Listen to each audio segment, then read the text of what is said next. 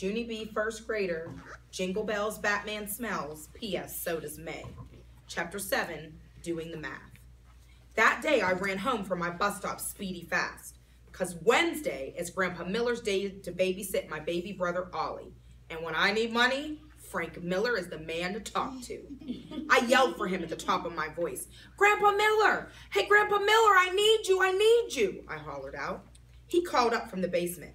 Junie B, is that you? I'm down here with Ollie. We're fixing the dryer. I hurried down there as fast as I could. Ollie was sitting in the laundry basket. He was hammering his shoe with a red plastic hammer. I patted him on his head. Ollie has a screw loose, I think. After that, I raced to my grandpa and I climbed up on the dryer. I'm so glad you're here, Grandpa Miller. On account of Friday, I have to buy gifts at the school gift shop and Mother is giving me $5. I grabbed him by his shirt collar. But I need more, Frank. I need $5 whole more. Because 5 and 5 is 10. And $10 will buy me everything I want. My grandpa did a chuckle. You sweet little girl. You don't need to spend a lot of money on gifts for Grandma and me. $1 a piece is just fine. And I'm sure your mother and daddy and Ollie feel the same way. He put me down from the dryer.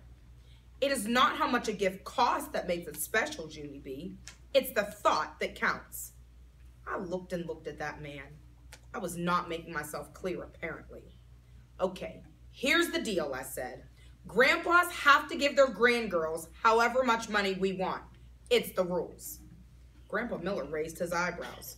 Oh, it is it? After that, he chuckled some more, and he went behind the dryer again. I scratched my head. This attitude was throwing me for a loop. I climbed back up on the dryer, and I tapped on his head. How come you're not getting this, Grandpa? It's so simple, I said. I need $5, and you have $5. Boom, do the math. Grandpa Miller looked up at me. Boom, do the math, he repeated. Is that what you just said? Then all of a sudden, he did a loud hoot of laughing. Boom, do the math. Ha, that's priceless, he said. I crossed my arms very annoyed, because boom, do the math is not a laughing matter. I got down from the dryer very grouchy. Oh, just never mind the whole thing, I grumped. Then I started to go upstairs, but Grandpa called me back. Whoa, whoa, whoa. Don't go away mad, he said. I turned around, and wait till you hear this. That man was taking money out of his wallet. You're going to do all right in life, Junie B, he said. Then he gave me $5 whole. Thank you, Grandpa, thank you, I love you, I said. Then I gave him the biggest hug ever, and I ran upstairs to tell Philip Johnny Bob.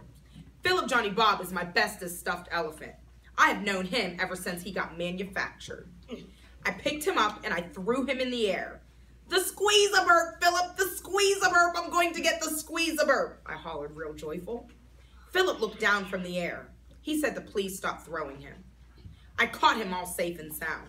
Then I sat him on the pillow and I told him all about the gift shop. Plus, I showed him the list of gift items. The gift shop is where you go buy things for others. Mostly, I said. And so I'm only buying one little toy for myself. And that's all. Because one little toy is not even being shellfish, right, Phil? Right? Right, said Philip. Plus a good burp is something the whole family can enjoy. Exactly. That's what I think too, I said. Plus everyone will still get their own entire gifts that cost $1. And so what could be nicer than that?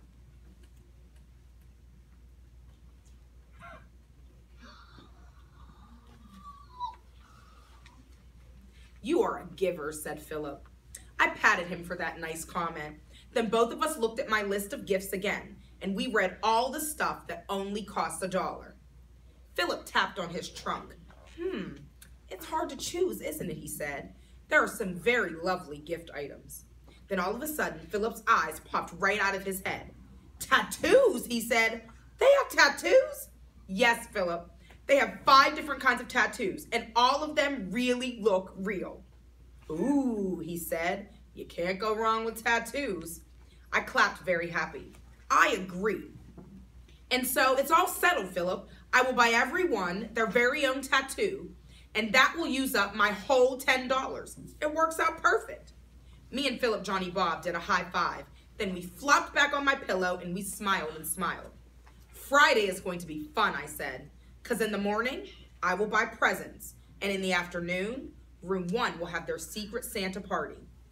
Philip jumped in the air. Gifts and a secret Santa party? What can be better than that? We flopped back on my pillow again. Then all of a sudden, I did a little frown, because I just remembered something very important. Uh-oh, I said.